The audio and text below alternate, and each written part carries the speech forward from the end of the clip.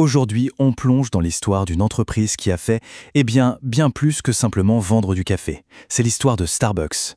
Comment est-elle devenue une icône mondiale, bâtie sur une idée vraiment puissante? Et surtout, comment a-t-elle mené une véritable lutte pour ne pas la perdre? La question de départ, elle est simple. Comment est-ce qu'un tout petit torréfacteur de Seattle, avec juste une poignée de boutiques, a pu devenir le géant mondial qu'on connaît aujourd'hui? C'est vraiment ça le point de départ de tout. Mais attendez, il y a une autre facette à cette histoire, une question encore plus poignante. Comment cette même entreprise, au sommet de sa gloire, a-t-elle pu frôler la catastrophe et risquer de tout perdre? En oubliant ce qui faisait son cœur, son âme, c'est aussi simple et aussi compliqué que ça. Et c'est vraiment le sujet de notre exploration d'aujourd'hui. Alors, pour comprendre, il faut revenir au tout début. Tout part de la passion d'un seul homme. C'est notre première partie, la passion du café. Et une vision qui a tout changé, née dans une simple tasse d'espresso. Et cet homme, c'est Howard Schultz. Son parcours n'avait rien d'évident. Il vient de Brooklyn, il a grandi dans un logement social, donc très loin du monde des affaires. Il commence sa carrière chez Xerox, puis en 1981, alors qu'il est directeur général pour une boîte d'ustensiles de cuisine, il remarque un truc bizarre. Un tout petit détaillant à Seattle commande beaucoup plus de cafetières que des géants comme Macy's. Ce détaillant, bien sûr, c'était Starbucks.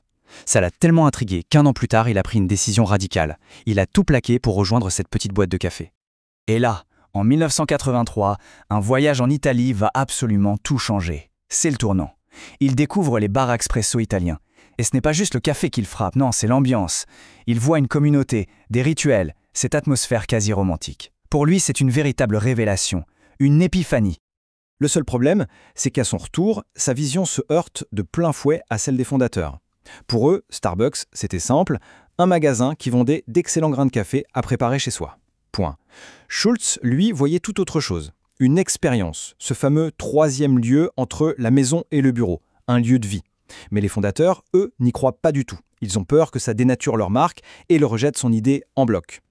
Alors que fait Schultz? Il prend un risque absolument énorme. Il démissionne de Starbucks, il lance son propre bar à expresso qu'il appelle Il Giornale, juste pour prouver que son idée, elle, fonctionne et ça marche. Le succès est immédiat. Et puis, coup théâtre, en 1987, les fondateurs de Starbucks décident de vendre. Schultz saute sur l'occasion, il lève 3,8 millions de dollars, une somme colossale pour l'époque, et il rachète l'entreprise même qui avait refusé sa vision. Incroyable. Et c'est là que la vraie construction commence. On entre dans la deuxième partie, la création du troisième lieu.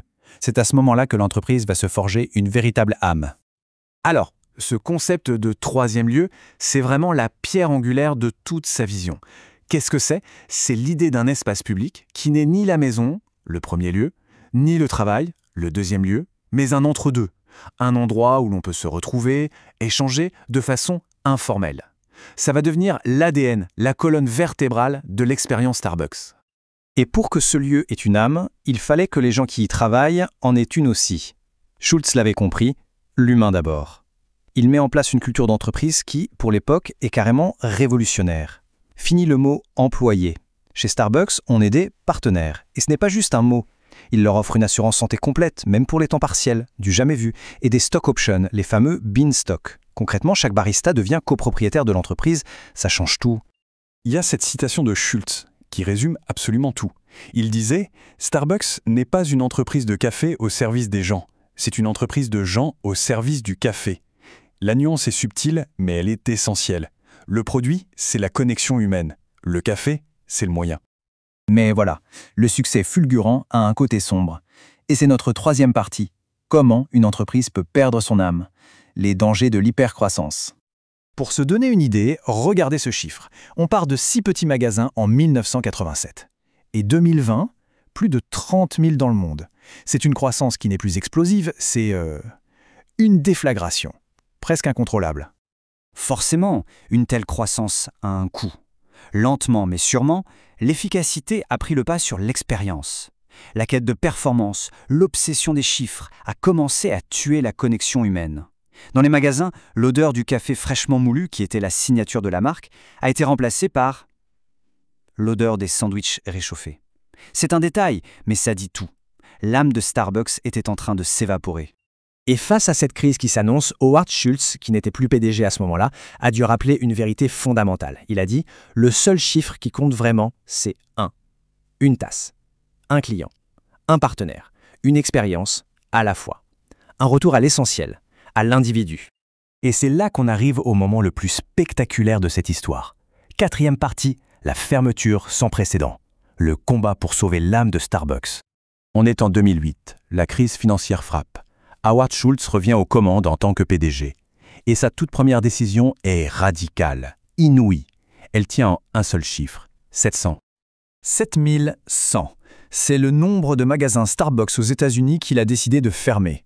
Tous, en même temps, le même soir, pendant 3 heures. Imaginez le message. Une décision qui a coûté des millions de dollars en chiffre d'affaires et qui a littéralement sidéré Wall Street. Mais pourquoi un geste aussi fou? La raison est d'une simplicité désarmante, mais elle est fondamentale. Pour réapprendre à faire un espresso parfait. L'idée, c'était de reformer chaque barista, partout dans le pays, à l'art du café. De se reconnecter au métier, au savoir-faire qui avait tout déclenché des années plus tôt. Ce geste spectaculaire, ce n'était pas juste un coup de com', c'était un véritable tournant. On aborde la dernière partie, la suite, comment allier le profit et la raison d'être, l'héritage de ce comeback. Parce que la fermeture, ce n'était que le début. Derrière, il y avait un plan de transformation très clair. D'abord, améliorer la performance des magasins. On ferme ceux qui ne sont pas rentables, on réinvestit dans la formation et dans du nouveau matériel.